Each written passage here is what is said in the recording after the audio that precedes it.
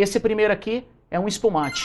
Essa taça, ela é chamada de flute, ou a taça de champanhe, taça de espumante. Ela tem esse formato, que é um pouco mais comprido, que é para poder reter as bolhas ou o gás carbônico dentro da taça e não deixar todo aquele vapor, todas aquelas bolhas evaporarem e perder o sabor daquele vinho. Para quem não conhece espumante e como ele é feito, ele é um processo que é um pouco mais complicado do que o vinho normal.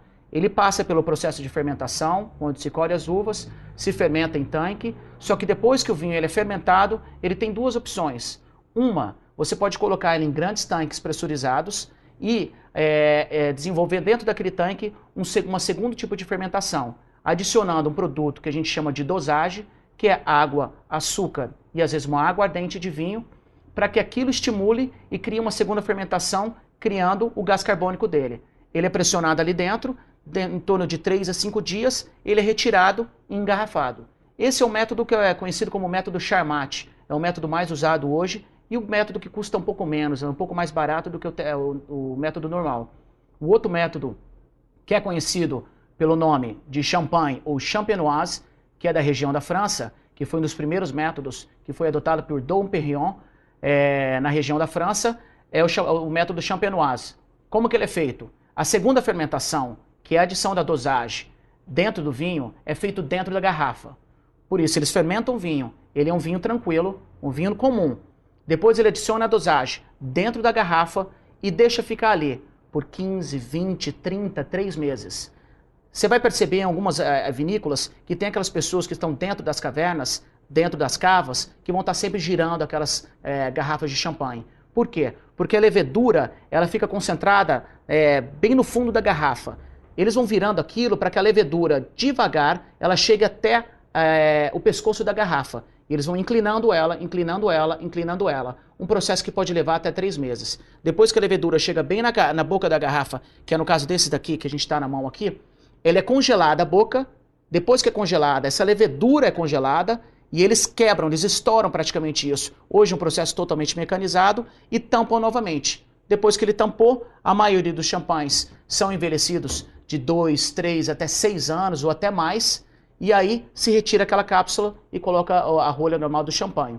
Por isso que é diferente esses métodos. Um é muito mais rápido, prático e mais barato, que são normalmente dos espumantes. O outro, que é o método de champanhe ou champenoise, ele leva muito mais tempo, é mão de obra muito maior e ele é um método um pouco mais detalhado. Enfim, esse daqui é o espumante. Eu falei um pouquinho de como ele é produzido.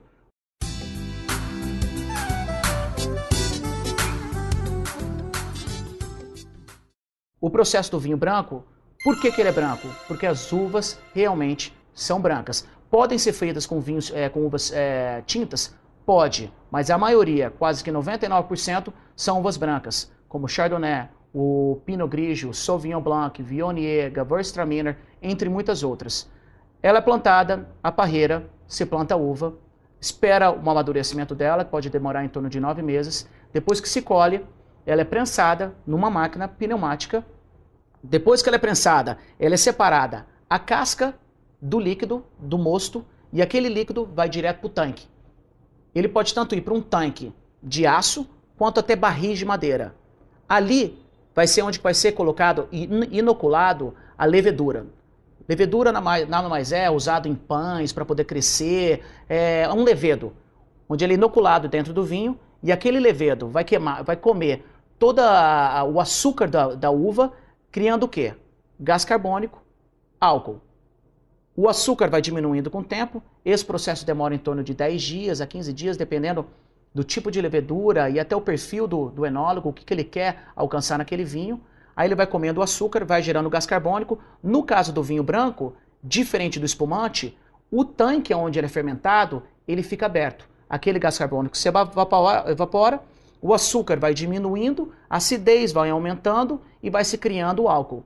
Quando ele chega no percentual de álcool que ele acha o ideal, que pode ser em torno de 9, 10, 12%, aquela fermentação é interrompida, ele chega a mais ou menos 0,1, 0,2% de açúcar e o vinho está pronto para poder ser engarrafado. Depois disso, ele só é filtrado e vai direto para a garrafa. Alguns vinhos brancos, com raridade, salvo algumas exceções, vão para barril de carvalho. Alguns chardonnays eles vão muito bem com carvalho, porque ele cria uma cremosidade, ele passa por um segundo tipo de fermentação, que eu não vou nem falar disso nessa aula de hoje, senão vai acabar complicando a cabeça de vocês. Esse é o vinho branco.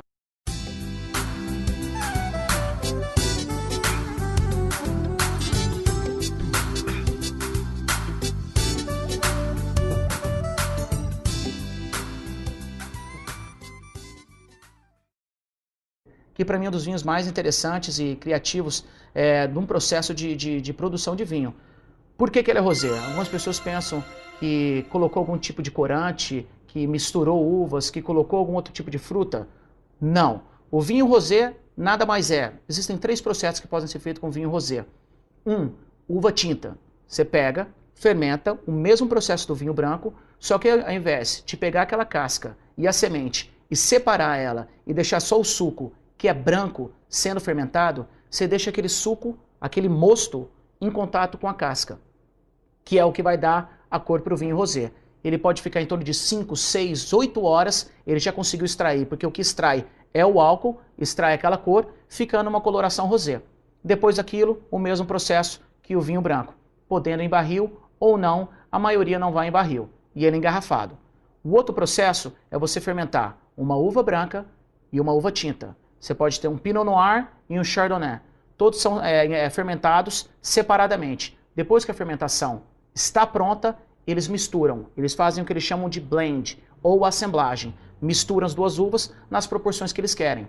Se ele quer um vinho um pouco mais acentuado na cor, mais concentrado, um pouco mais escura, coloca um pouco mais de Pinot Noir ou uva tinta. Se você quer um vinho um pouco mais claro, mais rosado, um pouco menos concentrado, você vai colocar um pouco mais de vinho branco. No caso do Chardonnay, do que a gente está falando aqui.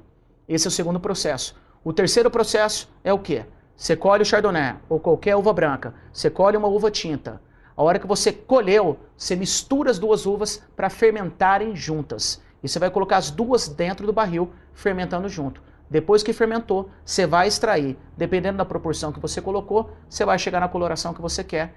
E esse é o famoso vinho rosé, que é ideal para os verões, fins de tarde, para poder acompanhar um bom salmão. É um vinho fantástico, eu gosto bastante, é um vinho bastante frutado e aromático.